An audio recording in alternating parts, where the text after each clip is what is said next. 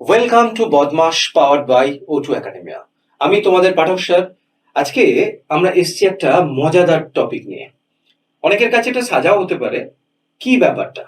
ব্যাপারটা হচ্ছে আজকে যে কোনো পরীক্ষা তুমি দিতে চাও, সেখানে দেখো ভোকাবুলারি সেকশনে আমাদের একটা খুব ইম্পর্টেন্ট টপিক থাকে। সেটাকে কি বলে? Idioms and phrases. এই ইডিয়ম ব্যাপারটা কি? বাংলায় বলে বাক ধারা। তো ইডিয়ম ইংলিশে ব্যাপারটা কি? ব্যাপারটা ইডিয়ম হচ্ছে এমন একটা এক্সপ্রেশন বা গ্রুপ অফ ওয়ার্ডস যেগুলোর লিটারাল মিনিং খুঁজলে হয়তো আমরা সবসময় পাই না, কিন্তু তার ভেতরে কোনো একটা সিম্বলিক মিনিং থাকে। ম্যাক্সিমাম জায়গায় ইডিয়মস গুলো কিন্তু আমরা পড়ে ফেলি, কি করি মিনিং উদ্ধার করি, তারপর পরীক্ষা হলে চলে যাই, মিনিং মনে থাকলে মেলাই, না তো মেলে না।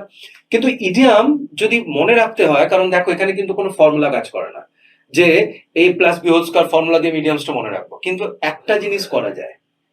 ম্যাক্সিমাম বা বেশ কিছু ইডিয়ামসের ক্ষেত্রে দেখা যায় তাদের একটা অরিজিন আছে বা তাদের জন্য একটা স্পেশাল জায়গা আছে। সেটা যদি আমরা বুঝতে পারি যে কিভাবে এলো, তাহলে কিন্তু ইডিয়ামটা মনে রাখতে সুবিধা হয়। তো আজকে আমরা দেখব সেরকম কিছু জানা ইডিয়ামস, কিন্তু তাদের অরিজিনটা আননোন। তার মানে কি, কোথা থেকে এসেছিল সেটা কিন্তু আমরা কেউ ভাবিও না, কিন্তু এই অরিজিনটা যদি একবার জেনে ফেলি, তাহলে কি হবে, আমরা কিন্তু খুব সহজেই ইডিয়ামসটা মনে রাখতে পারবো। তো ছোট ছোট গল্প শুনবো আজকে আমরা। এই গল্পের মধ্যে দিয়ে কিন্তু এই ইডিয়ামস গুলো কিন্তু আমাদের হেল্প করবে, বুঝতেই পারছো। এই সামনে WB, SSC group C, SSC MTS, CGL, CHSL বা ডাব্লিউএসএস পিলির মতো এক্সামসে।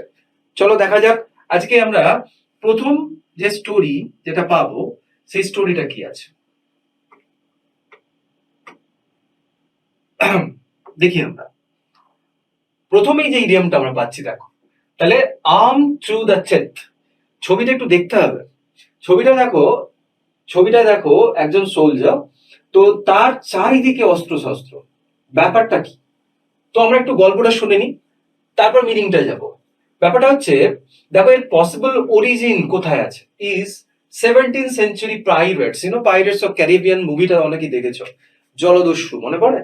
Pirates who wanted to make sure they never ran out of ammunition, যাতে তারা কোনো রকম অস্ত্র শস্ত্র তাদের অভাব না ঘটে, তার জন্য তারা কি করতো, held a gun in each hand. In order to be prepared they tended to keep another gun in their pocket and held a knife in their teeth. দুহাতে দুটো বন্দুক, পকেটে বন্দুক, কাঁধে বন্দুক, আবার ছুরিটাও দাঁতে চেপে রাখতো। তার মানে দেখো, এই টিথের রেফারেন্সটা কিন্তু এখানে আমরা পেয়েছি। তার মানে ব্যাপারটা কি দাঁড়ালো, যে হয়তো যেটা একটা অস্ত্রতেই হয়ে যেত, সেখানে কিন্তু যত সম্ভব, যত রকমের অস্ত্র শস্ত্র পাওয়া সম্ভব, সবকিছু নিয়ে নিজেকে সজ্জিত রাখা। তার মানে মিনিংটা কি দাঁড়ালো, overly prepared or well or thoroughly equipped for a task। এটা দুভাবে ইউজ হয়। অনেক সময় আমরা অনেক দারুণ ভাবে প্রিপেয়ার্ড হয়ে পড়ি, বেশি বেশি প্রিপেয়ার্ড হয়ে যাই, যেটা দরকার নেই হয়তো। আর বা আরেকটা যেটা হচ্ছে, যেটা খুব খুব পুঙ্খানুপুঙ্খ ভাবে যখন আমরা একটা কাজ করার আগে নিজেকে তৈরি করি, সেই মিনিংটা দেওয়ার জন্য আমরা ইডিয়ামটা ইউজ করি, আর্ম টু দ্য চেস্ট। মানে এটাকে আবার লিটারাল মিনিং করতে যেও না, দাঁতের ভেতরে কোন অস্ত্র অস্ত্র ঢুকিয়ে রেখেছি এরকম কিন্তু বলার জন্য নয়, কিন্তু রেফারেন্সটা কিন্তু আছে। এই যে এখানে দেখতেই পাচ্ছ, রেফারেন্সটা কিন্তু আমরা পেয়েছি। তাহলে এবার ইউসেজটা দেখি। পরীক্ষায় তো আমাদের ইউসেজই দেবে, তাই না? তো সেখান থেকে আমাকে মিনিং উদ্ধার করতে হতে পারে, বা এরকমও হতে পারে যে কোনো ব্ল্যাঙ্ক দিল, সেখানে এরকম চারটে ইডিয়মের মধ্যে থেকে এটা দিয়ে ফিল আপ করতে হতে পারে। দেখা যাক কি বলছে। The security guards were armed to the teeth, ready to protect the building from any threat. দেখো ফার্স্ট যে অপশনটা বা ইউসেজটা আমরা দিয়েছি, সেটা মানে কি, এটা হচ্ছে নর্মালি ইকুইপ থাকা, যেটা নিজেকে প্রোটেক্ট করা সবকিছু ব্যাপার থেকে, নিজেকে ওভারলি প্রিপেয়ার্ড থাকা, এই সেন্সে বলেছি। আবার দেখো কোনো অফিসিয়াল ব্যাপারে, she entered the negotiation armed to the teeth with facts and figures। তাহলে সে একটা নেগোসিয়েশন করতে যাচ্ছে, সেখানে সে সব রকম ভাবে নিজেকে প্রিপেয়ার করে ফেলেছে। তার মানে কি, আমরা এখান থেকে যেটা পেয়েছিলাম, থারলি ইকুইপড ফর আ টাস্ক, দেখো ওই সেন্সটাও কিন্তু চলে এলো। তাহলে দুটো সেন্স বলেছিলাম, দুটোই কিন্তু আমরা সেন্টেন্সের মধ্যে দেখতে পেয়েছি। তাহলে বুঝতেই পারছো, এই ইডিয়ামটাকে যদি এরকম ভাবে আমরা মনে রাখতে পারি, এই ছবিটা যদি আমার মাথায় থাকে, তাহলে কিন্তু দেখো ভোলার চান্স কিন্তু নেই, তাই না? হ্যাঁ, ইডিয়াম কিন্তু অল সিজন আম, হ্যাঁ, ল্যাংড়া ফজলির মতো কিন্তু শুধু সিজনে হয় তা নয়, প্রতিটা সিজনে প্রতিটা পরীক্ষায় আসে। বি কেয়ারফুল, হ্যাঁ। চলো নেক্সট স্টোরি দেখি আমরা কি বলছি। এরপরের গল্পটা কি আছে, বাটার সামন আপ, এটা তোমরা বাংলাতেও বলি। হ্যাঁ, বাংলায় বলে তেল মারা, বাংলায় বলে বা হিন্দিতে বলে মাখন লাগানা, বলি তো আমরা। দেখো ছবিটা দেখলে আরো মজা লাগবে। দেখো আমরা যখন কাউকে খুব বেশি তেল মারতে চাই না, তেল মেরে মেরে তাকে পিচ্ছিল করে দিই আর কি, তেল তৈলাক্ত করে দিই, তখন আমরা কি you are the best, you are awesome, এসব কথাবার্তা বলি যাতে সে তেলটা খায়। এবং সে যদি তেল মাখতে ভালোবাসে তাহলে সে এখন তেলে জবজবে হয়ে যায়। তখন কি হয় ব্যাপারটা, কিছুই না, ফ্ল্যাটারি। এই যে আমরা তাকে অত্যধিক প্রশংসা করে ফেলি যখন, তখন আমরা বলি। আচ্ছা, এই প্রসঙ্গে আরো একটা ইডিয়াম আমরা মনে রাখতে পারি, যেটা হচ্ছে, আর একটা ইডিয়াম আমরা দেখবো, সেটা হচ্ছে soft soap, excessive praise of flattery, soft সোপও হতে পারে। তাহলে কি বলছে, to impress someone with flattery, পরিষ্কার মিনিং পেয়ে গেছি। কিন্তু এটা দেখো ওয়ার্ডের মধ্যেই মিনিংটা মোটামুটি লুকিয়ে আছে। তাও এর অরিজিনটা কোথায় জানো, মানে একটা সময় ছিল আমাদের ইন্ডিয়া, স্পেশালি এনসিয়েন্ট ইন্ডিয়া, জানো তোমরা, আমাদের একটা প্রথা ছিল যে যারা ডিভোটি মানে যারা ভক্ত, তারা তাদের আরাধ্য যে ভগবান দেখো, would throw butter balls at the statues of their gods to seek favor and forgiveness, মানে তার যে আরাধ্য দেবতা তার কাছে তার ক্ষমা চাওয়ার জন্য বা তাকে সন্তুষ্ট করার জন্য এরকম কি বাটারের বল, মানে তখন তো বাটার না, ননি বলতো, সেই ননির বল ছুঁড়ে ছুঁড়ে মারা হতো, তাকে দেয়া হতো। এই যে ব্যাপারটা, যে ওইখান থেকে হয়তো এই ডিএমের একটা রেফারেন্স আমরা পেতে পারি, যে এই মিনিংটা এলো কিভাবে, কারণ এটা কিন্তু অনেকটা ইন্ডিয়ানাইজড ইডিয়াম, বুঝতে পারছো? তো যাই হোক, সেন্টেন্স যদি দেখি, please don't try to butter her up in order to get privileged information, তার কাছ থেকে কিছু স্পেশাল মানে কনফিডেন্সিয়াল কিছু ইনফরমেশন পাওয়ার জন্য তাকে বেশি তেল মারো না। দেখো ব্যাপারটা বুমেরাংও হয়ে যেতে পারে না, আমরাও তো কোনো কাজ উদ্ধার করার জন্য অনেককেই তেল মারি, তেল মারতে মারতে মারতে আমাদের সব তেল শেষ হয়ে যায়। হ্যাঁ, অনেক সময় আমরা এটাও দেখি না যে তেলের দাম কত বেড়ে গেছে, তারপরেও দেখো কম দামি তেল বাজার থেকে খুঁজে নিয়ে এসে আমরা তেলটা মারার চেষ্টা করি, তাই না? তো তাহলে পরীক্ষা এলে আশা করি আমরা পারবো, খুব সহজেই বোঝা যায়, তাই না? তাহলে ইউজটা কিন্তু দেখে নেবে একবার, কি কাউকে বাটার করা মানে এক্সেসিভলি কি প্রেইজ করা। চলো নেক্সট দেখি আমরা কি পাচ্ছি। এবার পাচ্ছি যেটা, সেটা হচ্ছে ক্যাট গট ইউর টাং, বেড়ালটা কি তোমার জিভটা পেয়ে গেছিল? অদ্ভুত না? যদি লিটারাল মিনিং দেখি, একটা বেড়াল কি করে তোমার জিভটা পাবে, কোনো প্রশ্নই ওঠে না। তার মানে দেখো, এই যে জিভটা নিয়ে এই যে বিড়ালটা থাবায় নিয়ে বসে আছে, তার মানে কি ওই মেয়েটির জিভটা সে এরকম করে বের করে নিয়েছে? ব্যাপারটা তা না। এর একটা গল্প আছে, সেই গল্পটা দেখো কি, ইংলিশ নেভি মানে নৌবহর, জানো তো, যে ইংলিশ নেভি ইউজ আ হুইপ মানে চাবুকের মতো, কল ক্যাট ও নাইন টেলস, এটার নাম ছিল ক্যাট ও নাইন টেলস, মানে ক্যাটের সাথে রিলেটেড ইস্যু, ফর ফ্লগিং, এর হুইপ করার জন্য, মারার জন্য ওরকম একটা কি চাবুক ইউজ করতো। The pain was so severe that it caused the victim to stay quiet for a long time, এতটাই মারধর করার ফলে মুখে কিছু বলতে পারতো না তারা, কে, যাকে মারা হতো। তো another possible source could be from ancient Egypt, আচ্ছা প্রাচীন ইজিপ্ট থেকে ওই এটা আমরা পেতে পারি। এখানে একটা সোর্স আছে, যেটা হচ্ছে কি, যেখানে লায়ার যারা মিথ্যুক এবং যারা ব্লাসফেমার মানে যারা ধর্মের নামে গালাগাল দেয়, ভগবানকে গালাগাল দেয়, তাদেরকে শাস্তি দেওয়া হতো কিভাবে, জিভটা কেটে ফেলা হতো এবং বিড়ালকে খাইয়ে দেওয়া হতো। What a treat for the cats, মানে ভাবো বিড়ালের সেদিন তো ভোজ। হ্যাঁ, ধরো তুমি এরকম কোনো ব্লাসফেমি করলে বা মিথ্যা কথা বলেছো, যা প্রমাণিত হয়েছে, সেই জন্য তোমাকে শাস্তি দেওয়া হলো, তোমার জিভটা কেটে একটা বিড়ালকে খাইয়ে দেওয়া হতো। এনসিয়েন্ট ইজিপ্ট, প্রাচীনকালে মিশরে এরকম একটা প্রথা চালু ছিল। দেখো দুটোর ক্ষেত্রেই কিন্তু রেফারেন্সটা আমরা পাচ্ছি, ক্যাট গট ইউর টাং, তার মানে কি দাঁড়াচ্ছে, তাহলে to ask a person who is at loss of words or can't find the words to respond, তার মানে বুঝতেই পারছো, জিভটা কেটে ফেললে সে কি আর কথা বলতে পারবে না। তারপরে আবার ধরো তুমি বললে যে ওই যে খুব মারধর করতো না, ওই যে ক্যাট ও নাইন টেলস যে হুইপটা দিয়ে, তো সেখানে মুখ থেকে কথা বেরোতো না, মানে কিছু ঘুরে ফিরে কথা যখন বন্ধ হয়ে যায়, বাক্য বেরোয় না মুখ থেকে, আমরা না হতচকিত হয়ে যখন বসে থাকি যে কি বলবো বুঝতে পারছি না, সেই রকম অবস্থাকে আমরা বলি ক্যাট গট ইউর টাং। ইউজটা দেখো, you have been quiet all the evening Sachin, cat got your tongue. কি তুমি কথা বলছো না কেন? হ্যাঁ, তোমার জিভটা কি বেড়াল নিয়ে চলে গেছে, মানে ব্যাপারটা কি? তাহলে তুমি সাইলেন্ট কেন আছো সেটা জানতে চাইছি, তাই না? অনেকের ক্ষেত্রে কি হয়, বাড়িতে গিয়ে অনেকে না মুখ থেকে কথা বেরোয় না। আরে কি আর বলবো, যারা ওই কি যেন বলে ঝরুকা গুলাম, তাদেরই এক দশা হয় মাঝে মাঝে, তাই না? মাঝে মাঝে এরকম দশা হয়। এবার মেয়েরা বলবে স্যার শুধু মেয়েদেরই দোষ, হ্যাঁ না, দোষটা আমি কাউকে দিচ্ছি না, কিন্তু সারা পৃথিবীতে দেখতে গেলে ওই হাজব্যান্ড গুলো মাঝে মাঝে এরকম চুপচাপ বসে থাকে ভেজার মতো, তাই না? তখন আমরা এটা ইউজ করতে পারি। তাহলে দেখো, রেফারেন্সটা যদি মনে থাকে কত সহজে মনে থাকবে। চুপ করে থাকা, কথা না বলা, এই সেন্সে ইউজ করা হয় ক্যাট গট ইউর টাং। বুঝতে পেরেছো? খুব ইন্টারেস্টিং স্টোরি, তাই না? আচ্ছা, এটা দেখো খুব বিখ্যাত ইডিয়াম, কতবার কত পরীক্ষায় এসছে, barking up the wrong tree. Already আমরা এই রং ট্রি কথাটা দেখি অনেকটা আন্দাজ করতে পারি ব্যাপারটা কিরকম।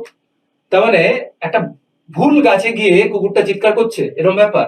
ব্যাপারটা কি দেখো, to have a mistaken approach, এটা মানে কি, মানে একটা খুব ভুল অ্যাপ্রোচ নিয়ে ফেলা বা একটা ভুল লোককে জিজ্ঞেস করা কোনো ব্যাপারে। It signifies looking for solution আর placing blame in the wrong place. যেখানে দোষটা দেওয়ার কথা সেখানে না দিয়ে তুমি অন্য জায়গায় অন্য কাউকে দোষটা দিয়ে দিলে, তখন আমরা এটা বেশি ইউজ করি, তাই তো? তাহলে barking of the wrong tree মানে ভুল জাজমেন্ট করা, ভুল একটা অ্যাপ্রোচ নেওয়া, এরকম কিছু। তাহলে এবার দেখো গল্পটা কি আছে, মানে ব্যাপারটা হচ্ছে refers to hunting dogs that may have chase their prey up a tree. ধরো চেজ করতে করতে গাছে উঠে গেল, তাই সেখানে গিয়ে কুকুরটা কি ভৌ ভৌ করছে, ডাকছে, অ্যাজুমিং দ্যাট দ্য প্রে মানে তার শিকারটা সেই গাছে তখনও আছে, দেখা গেল শিকারটা হয়তো নিচে গিয়ে বসে আছে, তাই তো? তারপরে ব্যাপারটা কি হলো, দেখো রেফারেন্সটা ওখান থেকেই টেনেছে। যেখানে তুমি কি কুকুরটা গিয়ে ঘেউ ঘেউ করছে সেখানে শিকারটা কিন্তু নেই, অন্য কোনো, তাহলে ওইখানে ঘেউ ঘেউ করে লাভটা কি?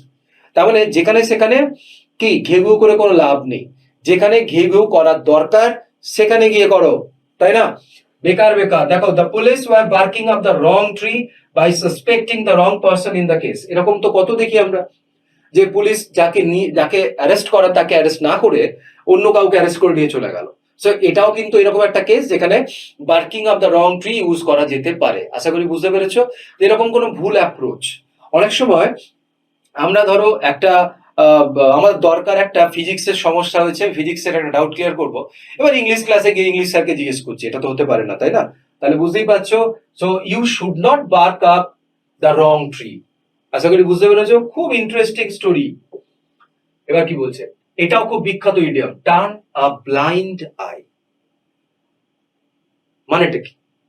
আমরা অনেক সময় বলি যে কারো দোষ আমরা দেখেও দেখি না, তাই না? তার জন্য একটা অ্যাপ্রোপ্রিয়েট প্রিপোজিশন আমরা পড়িও, blind to you know a fault. তো ব্যাপারটা কিরকম, যে দিকটা ধরো তোমার কারো দুটো চোখ, একটা চোখ ব্লাইন্ড, সে সেই দিকটা দিয়ে দেখার চেষ্টা করছে, সে দেখতে পাবে না, তাই না? তাহলে আমাকে কি করতে হবে, যেটা ভালো আছে সেটা দিয়ে দেখার ব্যবস্থা করা। ব্যাপারটা কিরকম, তো ডেলিভারেটলি ইগনোর আর notice situation facts or reality. ইচ্ছে করে ইচ্ছে করে আমরা যদি কি যেটা সঠিক সেটা যদি না দেখি, যেটা সত্য সেটা যদি আমি না বুঝতে চাই, তাহলে সেটাকে বলে কি, টার্ন আ ব্লাইন্ড আই। দেখো, এই চোখটা দেখলেই, ছবিটা দেখলেই পরিষ্কার বুঝতে পারবে এই চোখটা খোলা, ওইদিকে কিন্তু ব্লাইন্ড। এবার ওইখানে কি ঘটনা ঘটছে সে কিন্তু ওই দিকে চোখটা দিয়ে দেখতে পাচ্ছে না, তাই না? এর একটা রেফারেন্স আছে, ওই British Naval hero admiral Horacio Nelson, তার না একটা চোখ কানা ছিল। তো উনি একদিন কি হচ্ছে, ব্রিটিশ ফোর্সেস মানে তার কাছে একটা সিগন্যাল এলো যে stop attacking the fleet of Danish ships. ওই ড্যানিশ শিপ মানে ড্যানিশদের সাথে যুদ্ধ হচ্ছে, তাই তো, ডেনমার্কের সাথে। তাদের যে জাহাজের বহর, নৌবহরটাকে কি সেখানে অ্যাটাক করতে মানা করা হলো। তার কাছে একটা টেলিস্কোপ ছিল, কিন্তু সেই টেলিস্কোপটা ধরেছিল কোন দিকে, যেটা ব্লাইন্ড আই সেই দিকে, ইচ্ছে করে। অ্যান্ড সেড, কি বললো, I don't see the signal, he attacked nevertheless and was victorious. সে কিন্তু তাদের কথা শুনলো না, অফিসারদের কথা, সে অ্যাটাক করলো এবং জিতেও ছিল। তার মানে যেটা তার দেখা উচিত ছিল সে ইচ্ছা করে দেখেনি, তার মানে এটাকেই হয়ে গেল কি, obviously turn a blind eye. তাহলে একটা সেন্টেন্স দেখি, Ram knows his son is taking bribes but he turns a blind eye to it. তার মানে কি দাঁড়ালো, রাম জানে তার ছেলে কিন্তু ঘুষ নিচ্ছে, তাও কিন্তু কি সে তার দিকে নজর নেই, নিচ্ছে নিচ্ছে। এরকম তো কত করে, তাই না? এরকম তো অনেকেই করে। আবার এই বিখ্যাত কথাটা আজকাল তো খুব চলছে, যেখানে সেখানে ঘুষ, কাটমানি, এসব কথাবার্তা তো আমরা রোজ শুনি। তাহলে সেই কাটমানি জানি আমরা নিচ্ছে, তাও কি কিছু করতে পারছি? তো আমরাও কিন্তু কি ওই চোখ অন্ধ করে বসে আছি। আমরাও জানি সবকিছু ঘটছে, কিন্তু কিছু বলতে পারছি না কেন? জলে থেকে কুমিরের সাথে বিবাদ আমরা কেউ করতে চাই না। এটাও কিন্তু একটা ইডিয়াম, তাই না? চলো, তাহলে দেখে নিলাম টার্ন আ ব্লাইন্ড আই কিভাবে ইউজ হয়। এরপরে দেখছি, এরপর আমরা একটুখানি ছোট্ট একটা একটা ইনফরমেশন কি, তোমরা অনেকেই আছো যারা অফলাইনে পড়তে চাও, অনলাইন অত প্রেফার করো না, তাদের জন্য আমরা উটো একাডেমিয়া কিন্তু অফলাইনেও আছি। কলকাতা, মেদিনীপুর, বর্ধমান, সঙ্গে অনলাইন প্ল্যাটফর্ম তো আছি। তো আমাদের যে কোর্সগুলো আমরা করিয়ে থাকি সেটা হচ্ছে ডাব্লিউবিসিএস কম্বাইন্ড, মানে ডাব্লিউবিসিএস এবং আদার এক্সামস, জেনারেল কম্বাইন্ড, ব্যাংক পিও ক্লার্ক, ফৌজি, পুলিশ আবাসিক কোর্স, এবং অফকোর্স যেটা নার্সিং, এএনএম, জিএনএম, জেনপা কোর্স। কিন্তু এখানে এটা একটা স্পেশাল, জানো এটা একটা স্পেশালিটি আমাদের, যে আমরা কিন্তু একটা আবাসিক কোর্স করাই, অবভিয়াসলি আর্মি বা পুলিশ সার্ভিসের জন্য, থেকে সেখানেই খাওয়া, সেখানেই থাকা, সেখানেই সারাদিন পড়াশোনা। এটা একটা স্পেশাল ব্যাপার। তো যদি এই বিষয়ে বিস্তারিত জানতে চাও, তো অবভিয়াসলি এই নাম্বারে সবাই যোগাযোগ করতে পারো, 8335035026। ঠিক আছে, ছোট্ট একটা প্রমোশন আমরা করে নিলাম, তারপরে চলে যাই আবার একটা মজাদার গল্পে। বারি দ্য হ্যাচেট, খুব বিখ্যাত ইডিয়াম, অনেকবার অনেক পরীক্ষা এসছে। এমনিতে হ্যাচেট কথাটা, বা এই যে হ্যাচেট কথাটা যে আমরা বলি না, এটা একটা ছোটখাটো স্মল কি অ্যাক্স, মানে কুঠা। এবার বাড়ি মানে কবর দেওয়া, তাহলে কবর দিয়ে হাতিয়ারটা যদি কবর দিয়ে দিই তাহলে কি হবে? এর পেছনে একটা গল্প আছে, দেখা যাক। দেখো ওখানে কবর দিচ্ছে কুঠারটা। ব্যাপারটা হচ্ছে, এটা অনেক কাল আগে নর্থ আমেরিকায় যখন তারা পিউরিটানসরা সবে ওখানে যারা খ্রিস্টানরা এসছে, তাদের সাথে যারা নেটিভ আমেরিকানস, মানে ওখানকার যারা আদি বাসিন্দা, তাদের সাথে কনফ্লিক্ট চলছে, ঝামেলা হচ্ছে। তো এই ঝামেলা হতে হতে তারা তাও পিউরিটানসরা বুঝতে পারছে না, তাহলে তারা নেগোসিয়েট কিভাবে করবে, বা মানে শান্তি কিভাবে আসবে। তার জন্য তারা একটা শর্ত দিত। কি শর্ত দিত? যে শর্ত হচ্ছে শান্তি তখনই আসবে যদি তাদের যত অস্ত্র শস্ত্র আছে, তার মানে তাদের সেই কুঠার বলো, ছুরি বলো, ক্লাব মানে মুগুর বলো, বাকি যা ওয়েপন্স আছে, সেগুলো কি করতো তারা, যাদেরকে বলা হতো তারা যেন মাটির তলায় ওটাকে কি পুঁতে দেয়, এবং সেটা যেন সহজে কেউ না পায়। তাহলে দেখো, হাতে যখন অস্ত্র থাকবে না, অবভিয়াসলি লড়াইটা তখন আর হবে না। তাহলে লড়াই যদি না হয়, তাহলে কি শান্তি বজায় থাকবে। তার মানে কি, ধরো দুটো পক্ষ যারা একে অপরকে অনেকদিন ধরে পছন্দই করে না, তারা সমস্ত কিছু যদি মিটিয়ে নিয়ে শান্তি বজায় রাখার চেষ্টা করে, তখন আমরা বলি বারি দ্য হ্যাচেট। তাহলে সেই বারি দ্য হ্যাচেট, এই যেমন ইন্ডিয়া পাকিস্তান, অনেক সময় স্বপ্নে অনেকে আমরা দেখি যে হয়তো ইন্ডিয়া পাকিস্তান একদিন তাদের সমস্ত কনফ্লিক্ট মিটিয়ে নেবে। স্বপ্নে বলেছি, বাস্তবে তো নয়, কারণ সেখানে অনেক সমস্যা আছে, তাই না? So they can't bury the hatchet, right? তো সেখানে তাহলে মিনিংটা আমরা পেয়ে গেলাম। তাহলে ওই হাচেট বা কুঠারগুলোকে পুঁতে দিত, যাতে কোনো রকম শত্রুতা বা কোনো রকম ঝামেলা না হয়, শান্তি বজায় থাকে। তাহলে মিনিংটা কি পাচ্ছি দেখে নাও, to stop a conflict and make peace. মিনিংও তাই বলছে। তাহলে ইউজ দেখে নিই, after years of silence the two countries decided to bury the hatchet and reconcile. তার মানে ব্যাপারটা হচ্ছে, তাহলে দুটো কান্ট্রি নিজেদের মধ্যে কি একটা মীমাংসা করে নিতে চাইছে ঝামেলাটাকে, এবং শান্তি বজায় রাখার চেষ্টা করছে। এইভাবেই পরীক্ষায় আসে fill in the blank meaning, বা যদি এরকম কি কলাম ম্যাচিং দেয়, তখনও কিন্তু এই ইডিয়ামটা কিন্তু ভেরি ভেরি ইম্পর্টেন্ট। যারা অবভিয়াসলি গ্রুপ সি দিতে যাচ্ছ, মানে WBSSC group C, CHSL, MTS, যে কোনো পরীক্ষায় ইডিয়ামটা কিন্তু খুব গুরুত্বপূর্ণ, মনে রাখবে। তাহলে আশা করি বুঝতে পেরেছ গল্পটার পিছনে কারণটা কি, এরকম নাম কেন। তাহলে আমরা বুঝতে পারছি যে স্টোরির মধ্যে দিয়েই কিন্তু প্রত্যেকটা ইডিয়ামের মিনিং লুকিয়ে থাকে। চলো দেখি তারপরে কি গল্প আছে আমাদের। কট রেড হ্যান্ডেড, খুব বিখ্যাত ইডিয়াম, তাই না? একদম ঠিক সময়ে কাউকে ধরে ফেলা। ছোটবেলায় মা বলেছিল যে এটা খেয়েছিস আর খাবি না, কোনো একটা কেক বলো বা কিছু, আমরা তখন লুকিয়ে লুকিয়ে কি করতাম, ফ্রিজ থেকে বের করে খেয়ে নিতাম, তাই না? আর ঠিক মা যখন চলে যায় তখন আমরা জিভ কাটতাম। কেন? আমাদের কিন্তু হাতে নাতে ধরে ফেলেছিল মা ওই সময়, বা ধরে ফেলতেন, তাই না? তো এই হাতে নাতে ধরে ফেলা, বাংলায় যেটাকে বলে, সেটাকেই বলে কট রেড হ্যান্ডেড। তাই এটা এলো থেকে, এই যে to be caught in the act of doing something wrong, কোন একটা দুষ্টুমি করছো, কোন একটা খারাপ কিছু করতে যাচ্ছ, সেই সময় ধরে ফেলা। এটা কিন্তু চোরকে পুলিশ অনেক সময় কি চুরি করা অবস্থায় ধরে ফেলে, তখন হতে পারে। হ্যাঁ, আমরা তখন অনেকে আবার আজকাল তো আবার কট রেড হ্যান্ডেড হওয়ার পরও সে আবার ছাড়া পেয়ে যায়, তাই না? আর বাকি যে নির্দোষে জেলে ঢুকে যায়, এসবও আছে আর কি, কি করা যাবে বলো? তো দেখা যাক অরিজিনটা কোথায় আছে। এই অরিজিনটা কোথায় পাচ্ছি? ওল্ড ইংলিশ ল, একটা খুব প্রাচীন ইংলিশ ল ছিল, that ordered any person to be punished for কি butchering an animal that was not his own. মানে তার নিজের কোন অ্যানিমাল না, অন্যের কারো জায়গা থেকে বেটা চুরি করে সেটাকে যখন কি হত্যা করতো, মানে অবভিয়াসলি মাংসের জন্য, তখন সেটাকে অপরাধ হিসেবে গণ্য করা হতো। And the only way the person could be convicted as if is if he was caught with the animal's blood still on his hand. এবার ওই যে মারতে গিয়ে যদি ধরা পড়ে যেত, তাহলে তখন ভেবে যেত হাতে রক্ত লেগে আছে, তখন থেকেই তাকে কনভিক্ট করা যেত যে বেটা তুই বেটা কাজটা করেছিস। হ্যাঁ, তো সেই বেটা কাজটা করেছে, তাহলে তখনই সেই দেখো কি রেড হ্যান্ডেড কথাটা তখনই এলো, হাতে রক্ত লেগে আছে, তার জন্য তাকে কিন্তু আমরা কি ধরে ফেললাম। তাহলে যে মুহূর্তে সে কাজটা করছিল সেই মুহূর্তে তাকে ধরে ফেলা, হাতে নাতে ধরে ফেলা। পেয়ে গেলাম। তাহলে ইউজ দেখি আমরা। আচ্ছা, এর একটা স্পেশাল গল্প আছে। মাঝে মাঝে এটা ভার্ব হিসেবে ইউজ হয়, সঙ্গে একটা দেখো যদি ভার্বের সাথে ইউজ করো না, কট মানে ক্যাচের সাথে, তো ক্যাচ রেড হ্যান্ডেড, তাহলে ভার্বের সাথে অবজেক্ট আসতে পারে, তারপর রেড হ্যান্ডেড ইউজ করতে পারি। যেমন the police caught them object red handed, এইভাবে ইউজ হতে পারে। অথবা কট রেড হ্যান্ডেড এর সাথে ডিরেক্ট ডুইং সামথিং এরকম দিয়েও করা যেতে পারে।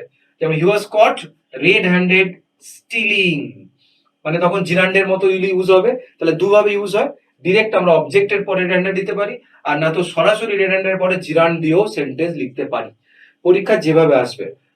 তাহলে হি was caught red handed stealing, মানে এটা কেন আমরা করে নিলাম, অনেক সময় যদি এরকম দিত he was caught red handed to steal, মানে ইনফিনিটিভ দিত, তাহলে কিন্তু হতো না, এরার কারেকশন আসতে পারে, বি কেয়ারফুল, তাই না? তাহলে যাতে আমরা সেটা বুঝতে পারি সেজন্য এই দুটো ইউসেজ ভালো করে দেখে নাও। আশা করি দেখতে পাচ্ছ। তাহলে হাতে নাতে ধরা পড়ে গেছে, এই যে চকলেটের বান খেতে গিয়ে মায়ের কাছে, এইটা অবশ্য ভালো, এটা খুব একটা নেগেটিভ কিছু না, কিন্তু আমাদের চারপাশে রাজ্যে দেশে যা ইচ্ছা হয়ে যাচ্ছে, তখন কিন্তু দেখো এটা অনেক খারাপ জায়গাতে ইউজ হয়, যদিও আমরা খুব একটা গুরুত্ব দিই না। আচ্ছা, গিভ আ কোল্ড শোল্ডার, ছবিটা খুব প্রাসঙ্গিক, দেখছো? এমন একটা ছবি যেখানে দেখো দুজন আছে, দুজন কিন্তু একে অপরকে মনে হচ্ছে কোন এক সময় নিজেদের ওদের মধ্যে একটা ওল্ড ফ্লেম, মানে একটা কি একটা একটা আগুন জ্বলতো দুজনের মনের ভেতরে, সে আগুন আজকাল নিভে গেছে। তো ব্যাপারটা হচ্ছে একে অপরকে খুব একটা এড়িয়ে যাওয়ার চেষ্টা করছে, ওই যা হয় আর কি। তো এরকম শুধু এটা কিন্তু লাভ অ্যাফেয়ার্স এর সাথে নয়, যে কোনো রিলেশনের সাথে হতে পারে, যাদের সাথে আমরা কি ইচ্ছাকৃতভাবে অনেক সময় এড়িয়ে যাই।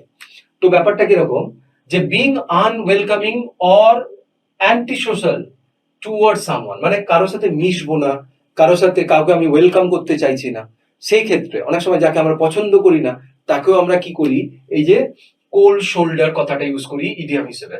তার মানে কাউকে তার ঠান্ডা কাঁধটা তাকে দিলাম এরকম নয় কিন্তু, হ্যাঁ। তাহলে এর একটা রেফারেন্স আছে, এর একটা গল্প আছে। সেই গল্পটা কি, the first recorded use of this phrase dates back কোথায়, to the early 1800। It refers to an old custom, একটা কাস্টম ছিল জানো, কি বলতো, গিভিং অ্যান আনওয়েলকাম গেস্ট, মানে ধরো যে গেস্টটাকে তুমি চাইছো না আসুক, সে বেটা এসে হাজির তোমার বাড়িতে, তখন কি করা হতো ইংল্যান্ডে, কি করা হতো, যে তাকে একটা কোল্ড পিস অফ মিট দেওয়া হতো, মানে একটা ঠান্ডা হয়ে যাওয়া মাংসের টুকরো দেওয়া হতো, from the shoulder of the mutton, মাটনের ওই শোল্ডার পোর্শন থেকে কেটে ঠান্ডা মাংস দিত, অর পর্ক বা বিফ যাই হোক, as oppose to a welcome guest receiving a warm serving. মানে একটা গেস্ট যখন আসে সে তো একটা ওয়ার্ম সার্ভিস বা তাকে একটা ওয়ার্ম ওয়েলকাম এক্সপেক্ট করে, সেই তার বদলে তাকে কি করা হতো, মুখে কিছু বলা হতো না। তাহলে কোন একটা পর্ক বা কোন বিফ বা সেখানে একটা অংশ থেকে, মানে কাদের অংশ থেকে, শোল্ডারের অংশ থেকে তাকে ঠান্ডা মাংসটা দেওয়া হতো। এটা মানে কি, বেটা তুমি এটা খাও, তার মানে কি বুঝিয়ে দেওয়া যে তোমাকে আমরা খুব একটা পছন্দ করছি না, তাই না? তাই তো বলছে this was a polite way to communicate you may leave now, মানে একদম যাকে বলে ভদ্রভাবে তাকে গলা ধাক্কা দেওয়া, এই কাণ্ডটা করা হতো। দেখো রেফারেন্সটা কোল্ড শোল্ডারই আছে, লক্ষ্য করে দেখো, এই যে শোল্ডার কথাটা এসে কোল্ড মিট ওই পোর্শন থেকে দেওয়া হতো, সেখান থেকে কিন্তু গিভ আ কোল্ড শোল্ডার এই ইডিয়ামটার উৎপত্তি। আশা করি বুঝতে পেরেছো, ইচ্ছে করে কাউকে ইগনোর করা, বুঝতে পারছো, অ্যাভয়েড করতে যাওয়া, তাই তো। অনেক সময় এই অ্যাভয়েড সেন্সে আর একটা ইডিয়াম ইউজ হয়, টু গিভ ওয়াইড বার্থ, এটাও একটা ইডিয়াম যেটা অ্যাভয়েড করা সেন্সে ইউজ হয়, অনেক পরীক্ষায় আছে, দেখে রাখবে। টু গিভ ওয়াইড, আশা করি খুব ইন্টারেস্টিং, বুঝতেই পারছো, খুব সুন্দর একটা স্টোরি এর ভেতরে আছে, একটা রেফারেন্স কিন্তু আছে। হ্যাঁ, চলো তাহলে, কিন্তু এই ইডিয়ামটাকে আমরা কিন্তু we cannot give cold shoulder to this idiom, তাহলে এই ইডিয়ামটাকে আমরা কিন্তু এড়িয়ে যেতে পারবো না, পরীক্ষায় প্রচুর আসে। এবার দেখি কি হচ্ছে। গো দ্য হোল 9 years, যতগুলো ইয়ার সব কটাতে যাও, মানে এর মধ্যে থেকে একটা মিনিং আসছে না, যে তোমার যেটা দেওয়ার, সেরাটা দেওয়ার, সেই সেরাটা তুমি দিচ্ছ, তখন এরকম মিনিং আসতে পারে, তাই না। এই যে two try your best at something, মানে যা যতটা করা সম্ভব, দেখো এখানে কি করছে, যতগুলো তার যতগুলো মানে কভার করার ছিল সে সব কটা কভার করেছে, তাই তো। তাহলে সেই গো দ্য হোল 9 years, তো এখানে কোথায় পাচ্ছি আমরা অরিজিনটা, during second world war the fighter pilots were equipped with 9 years of ammunition, মানে এতগুলো, ভাবো এত অ্যামিউনিশন তাদেরকে দেওয়া হতো, এত। when they ran out, মানে যখন সেই অ্যামিউনিশন বা অস্ত্র শেষ হয়ে যেত, it meant that they had tried their best at fighting of the target with the entirety of their ammunition, মানে দেখা গেল সেই যুদ্ধে সে সমস্ত অ্যামিউনিশন কি শেষ করে ফেলে, তার মানে বোঝা যেত যে এই ফাইটার কিন্তু, এই সোলজার কিন্তু সমস্ত ভাবে চেষ্টা করে নিয়েছে, মানে সেটাকে প্রেজ ওয়ার্দি ভাবা হতো, রাইট। তাহলে বুঝতেই পারছো, তাহলে দ্য সোলজার গেভ এভরিথিং, মানে he did everything what he could do, যা পারার ছিল, যা ক্ষমতা ছিল সবটা করে ফেলেছিল, সেই সেন্সেই দেখো চলে এসছে গো দ্য হোল 9 years। কিভাবে ইউজ হয়, for the party he bought decorations, food, games, music সব অ্যারেঞ্জ করেছে, মানে দ্য হোল 9 years মানে কি, সে যতটা সম্ভব তার পক্ষে যতটা ক্ষমতায় ধরে সে সবটা করেছে, তাহলে সেইটাও আমি ইউজ করতে পারি, সে পার্টিটাকে নিজের কোন একটা অনুষ্ঠানের জন্য আর কি, পার্টিটাকে সফল করার জন্য যা কিছু করা সে করে নিয়েছে, তাহলে he has gone the whole 9 years, তাই তো। এ দেখো এখানে একটা রিলেটেড ইডিয়াম আছে, দ্য হোল এনচিলাডা বা এনচিলাডা, এটা একটা আমেরিকান ইডিয়াম, এটার মানেও কিন্তু to do your best, to give your best, এটাও একটু দেখে রাখো, এটা একটা আমেরিকান ইডিয়াম, যদিও এখনো পর্যন্ত কোনোদিন আসেনি, যদি কোথাও আসে দ্য হোল এনচিলাডা বা এনচিলাডা, এটাও কিন্তু একটু দেখে রাখবে। গো হোল 9 years এর কাছাকাছি ইডিয়াম অনেক কিছু আছে, to try your level best, আমরা বলি না টু ট্রাই, দেখো মনে আছে, to try heart and soul, এটাও কিন্তু আমরা ইডিয়াম হিসেবে এখানে কাছাকাছি ইডিয়াম হিসেবে ইউজ করতে পারি, তাই না, যত রকম ভাবে চেষ্টা করা। To leave no stone unturned, এটাও আমরা ইউজ করতে পারি, তাই না। To go all four seas, যত দূর যাওয়া যায় কোনো কিছুর জন্য, জুতো শুকতলা খুঁয়ে ফেলেছে, ফ্রম পিলার টু পোস্ট, এরকম কত ইডিয়াম আছে, বুঝতে পারছো, এর কাছাকাছি ইডিয়াম সব কটা কিন্তু পরীক্ষায় আছে। কি কি বললাম একটু মনে করো, to try heart and soul, হ্যাঁ, to try one's level best, তারপরে কি বললাম, টু লিভ এলিয়েভি নো স্টোন আনটার্ন, চলার পথে এমন কোনো পাথর নেই যে সরিয়ে আমরা দেখিনি, মানে সব রকম চেষ্টা করেছি। আবার to go from pillar to post, সব রকম যতগুলো জায়গা যাওয়া সম্ভব সব করেছি। To go all four seas, চারটে সমুদ্রের অনেক প্রাচীন ইডিয়াম, তো যতগুলো জায়গায় যাওয়া যায় আমি করে ফেলেছি, জুতো শুকতলা, বাংলায় বলে জুতো শুকতলা খুইয়ে ফেলা। আশা করি বুঝতে পেরেছো, খুব ইন্টারেস্টিং তাই না, এটাও কিন্তু খুব ইম্পর্টেন্ট ইডিয়াম। নেক্সট দেখবো, রাব দ্য রং ওয়ে, রাব মানে তো এমনিতে ঘষা, রগড়ে দেওয়া আমরা বাংলায় বলি, তাই না। তাহলে কি রগড়াচ্ছ তুমি, খারাপ ভাবে রগড়াচ্ছ কি, দেখা যাক কি রগড়াচ্ছে, এর পেছনে একটা গল্প আছে।